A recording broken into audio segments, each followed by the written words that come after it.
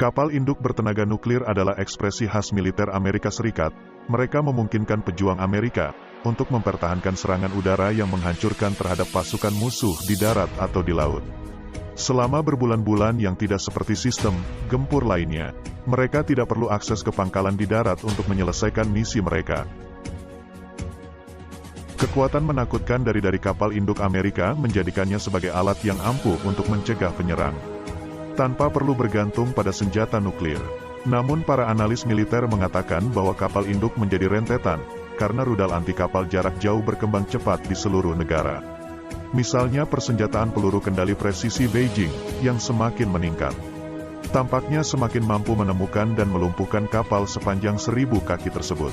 Tidak diragukan lagi kapal induk yang berukuran besar yang panjangnya lebih dari 1000 kaki. Dengan hampir sama dengan gedung perkantoran utama dengan memiliki 25 dek, dan dek penerbangan mereka berukuran lebih dari 4 hektar persegi.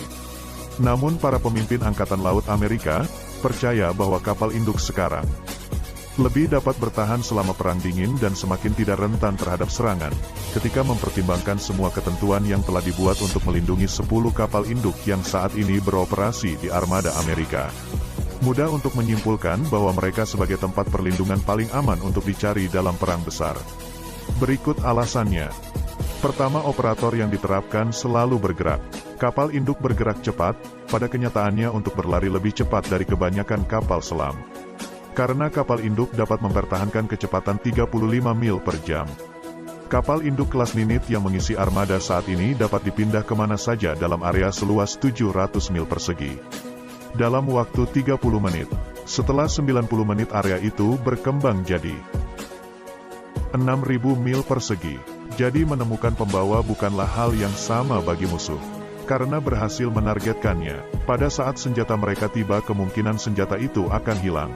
Kedua operator Amerika memiliki jangkauan tidak terbatas. Meskipun ukurannya begitu besar, kapal induk kelas Nimitz dan kapal induk kelas Ford yang akan menggantikannya tidak terbatas jangkauannya. Manuver tipuan ke segala arah untuk durasi berapapun. Jauh melebihi jangkauan kekuatan paling bermusuhan yang berjuang untuk sistem tempur musuh sebelum mendekat.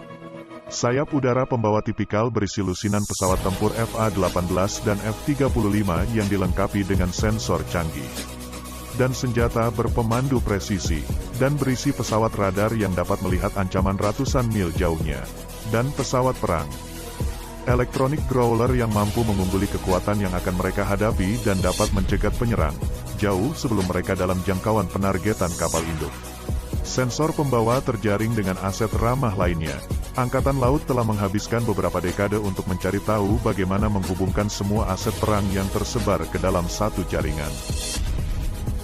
Ketiga operator yang dikerahkan tidak hanya mengandalkan sensor organik untuk mendeteksi ancaman.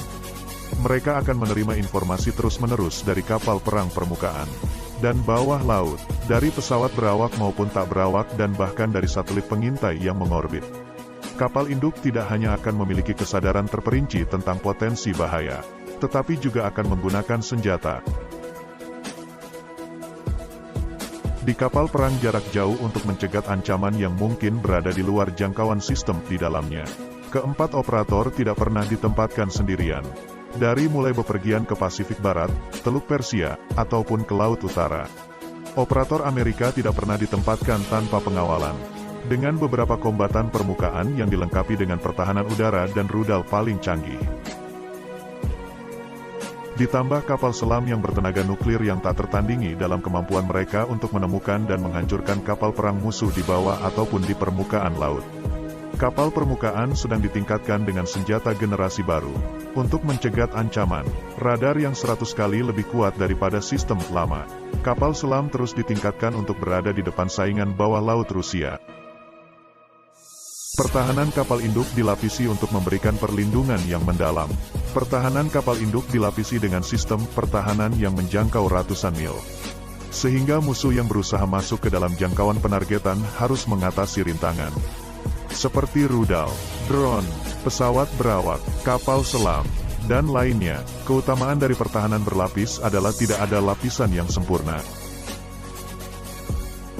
Jika masing-masing dari 3 lapisan efektif 80%, maka jumlah penetrator yang berhasil kemungkinan besar akan kurang dari 1 dalam 100. Kapal hampir tidak bisa tenggelam. Karena ukurannya yang besar, kapal induk Amerika memiliki ratusan kompartemen kedap air. Kapal ini juga memiliki ribuan ton lapis baja dan redundansi yang dibangun ke dalam sistem on-board utama. Seperti kabel listrik, sehingga satu senjata yang bisa menembus pertahanan berlapis tidak akan memberikan kerusakan yang besar pada kapal induk. Kapal tidak akan tenggelam dan kru akan dapat mengatasi kerusakan apapun. Kapal memiliki pertahanan on-board yang ekstensif. Kapal induk dilengkapi dengan pertahanan aktif seperti radar pertahanan udara rudal permukaan ke udara, senjata otomatis elektronik war dan anti-torpedo. Kapal induk kelas Ford akan memiliki kekuatan baru di tubuh Angkatan Laut Amerika, yaitu berupa kapal induk baru yang dilengkapi dengan sistem pertahanan yang canggih, seperti senjata laser, railgun elektromagnetik, dan senjata lainnya.